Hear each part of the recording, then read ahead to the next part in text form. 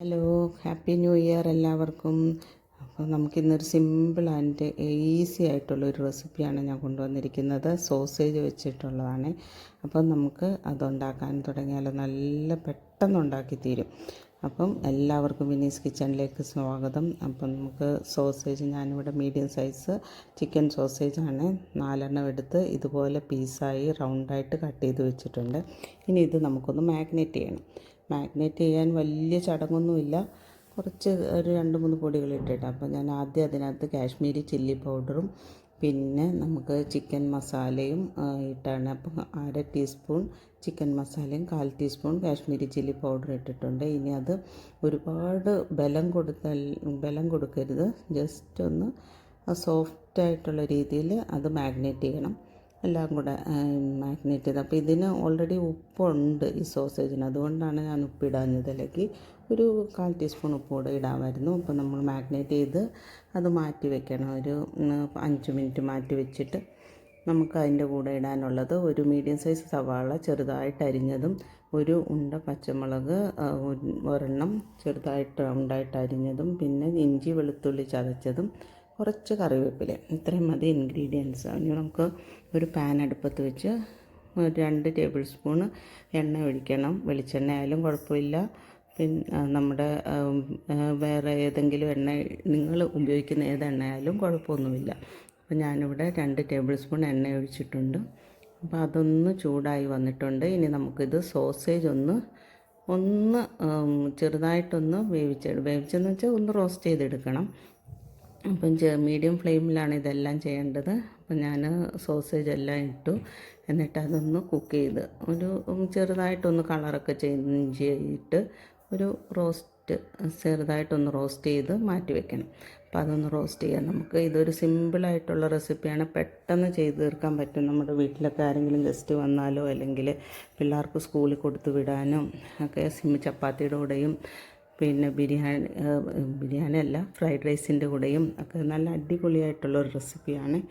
ബ്രെഡിൻ്റെ കൂടെയൊക്കെ നല്ല ഒരു റെസിപ്പിയാണ്. അപ്പോൾ എല്ലാവരും ട്രൈ ചെയ്ത് നോക്കുമെന്ന് വിശ്വസിക്കുന്നു. ഇഷ്ടപ്പെട്ടെങ്കിൽ ലൈക്ക് ചെയ്ത് ഷെയർ ചെയ്ത് സബ്സ്ക്രൈബ് ചെയ്യണം എൻ്റെ ചാനൽ. ഇതുപോലെ ഫ്രൈ ആയിട്ടുണ്ട്. ഇപ്പം നമുക്കിതൊരു പ്ലേറ്റിലോട്ട് മാറ്റാം. ഇതുപോലെ എണ്ണ ഇതാക്കിയിട്ട് അതൊരു പ്ലേറ്റിലോട്ട് മാറ്റിയെടുത്തിട്ട് നമുക്ക് ഈ സെയിം എണ്ണയിൽ തന്നെയാണ് ഞാൻ ബാക്കിയും കൂടെ ചെയ്യുന്നത്. അതുകൊണ്ട് ഇതെല്ലാം കോരി ഞാൻ മാറ്റിയിട്ടുണ്ട്. ഇനി നമുക്ക് ഈ സെയിം എണ്ണയ്ക്കകത്ത് ബാക്കി ഇൻഗ്രീഡിയൻസ് ഒക്കെ ഇട്ട് വഴറ്റിയെടുക്കണം. അപ്പോൾ സവാളയൊക്കെ ഇടാം. നമുക്ക് കൊത്തി അരിഞ്ഞ് വെച്ച സവാള ഇടാമേ. അപ്പം ഞാനിവിടെ കൊത്തി അരിഞ്ഞിരിക്കുവാണ്. അതുപോലെ ചെറുതായിട്ട് അരിയുന്നതായിരിക്കും ഈ ഒരു റെസിപ്പിക്ക് നല്ലത്. ചില റെസിപ്പിക്ക് നമ്മൾ നീളത്തിലോ അല്ലെങ്കിൽ ഒരു ക്യൂബ് രൂപത്തിലൊക്കെ സവാള അരിഞ്ഞെടുക്കണം. പക്ഷേ ഈ റെസിപ്പിക്ക് കൊത്തി അരിയുന്നതാണ് നല്ലത്. അപ്പോൾ നമുക്ക് സവാള ഇട്ട് ഇനി സവാള ഒന്ന് വഴറ്റി അതൊന്ന് ജസ്റ്റ് ഒന്ന് വാടിക്കഴിയുമ്പോഴേ ബാക്കി ഇൻഗ്രീഡിയൻസ് ചേർക്കേണ്ടത്. അപ്പോൾ അപ്പോൾ എല്ലാവരും ന്യൂ ഇയറൊക്കെ അടിച്ചു പൊളിച്ചെന്ന് വിശ്വസിക്കുന്നു. പിന്നെ എന്താണ്, ഞാൻ ഈ വർഷത്തെ ആദ്യത്തെ വീഡിയോ ആണ്. അപ്പോൾ എല്ലാവരുടെയും സപ്പോർട്ടും കമൻസും ഒക്കെ പ്രതീക്ഷിക്കുന്നു. ലൈക്കും ചെയ്യുമെന്ന് വിശ്വസിക്കുന്നു.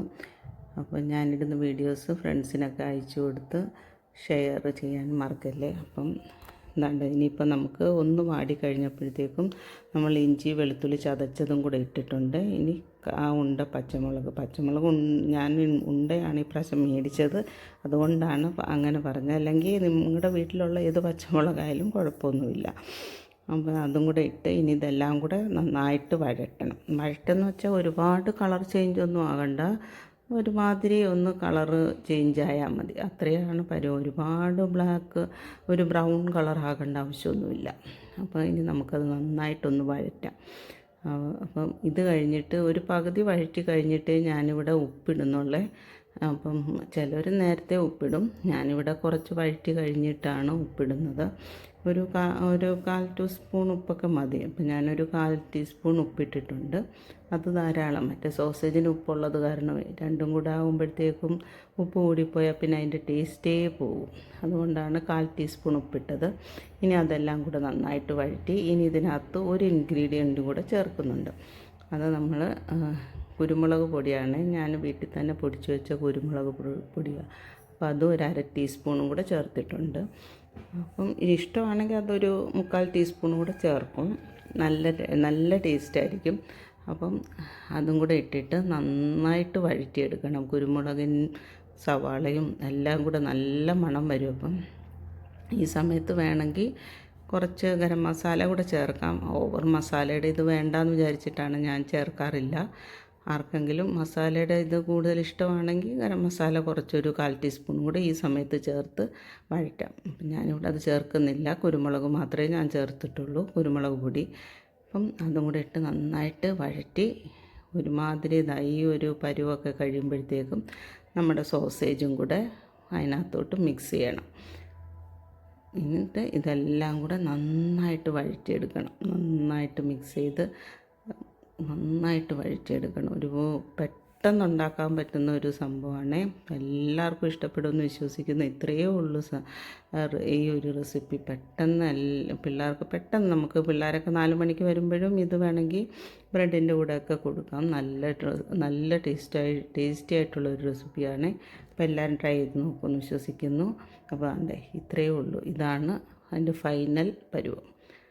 ഇതൊക്കെ ഇത്രയായി കഴിയുമ്പോഴത്തേക്കും ഓഫ് ചെയ്തിട്ട് എല്ലാം റോസ്റ്റായിട്ടുണ്ട്. ഇപ്പോൾ സോസേജും സവാളയും എല്ലാം കൂടെ മിക്സായിട്ട് നല്ല ടേസ്റ്റായിരുന്നു. ഇതൊരു പാത്രത്തിലോട്ട് മാറ്റാം.